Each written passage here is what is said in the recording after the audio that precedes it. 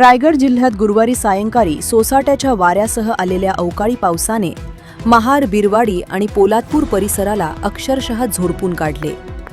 या नैसर्गिक आपत्तीत अनेक घरांवरील छपरे उडून गेल्याने मोठ्या प्रमाणावर आर्थिक नुकसान झाले असून वीज यंत्रणा कोलमडल्याने अनेक गावे अंधारात बुडाली आहेत। महार तालुक्यातील खरवली आणि सोलमकोंड परिसरात वादळाचा जोर अधिक होता। खरवली येथील प्रवीण दशगोंकार यांच्या घरावरील छप्पर उडून गेल्याने त्यांचे मोठे नुकसान झाले। सोलमकोंड येथील कृष्णा पवार, भालचंद्र साळुंके, सुरेश राखाडे आणि प्रमिला सुतार यांच्याही घरांना या वादळाचा तडाखा बसला। तहसीलदार महेश शितोळे यांनी या घटनेची गंभीर दखल घेतली असून नुकसानग्रस्त भागाचे तातडीने पंचनामे करण्याचे आदेश महसूल विभागाला दिले आहेत। पोलादपूर तालुक्यातील परसुले आणि लोहारी परिसरातही वादळाने धुमाकूळ घातला। अनेक घरांवरील कौले आणि पत्रे हवेत उडाल्याने नागरिकांची मोठी तारांबळ उडाली।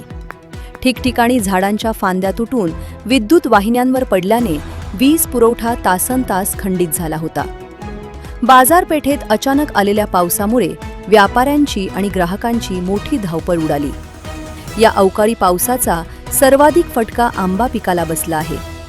वाऱ्यामुळे झाडांवरील कैऱ्या आणि आंबे मोठ्या प्रमाणात गळून पडल्याने बागायतदारांचे अतोनात नुकसान झाले आहे। हाताशी आलेले पीक वाया गेल्याने शेतकरी वर्ग चिंतेत सापडला असून शासनाने तातडीने आर्थिक मदत द्यावी अशी मागणी जोर धरत आहे। जनोदयकरिता अमोल कुमार जैन, रायगड।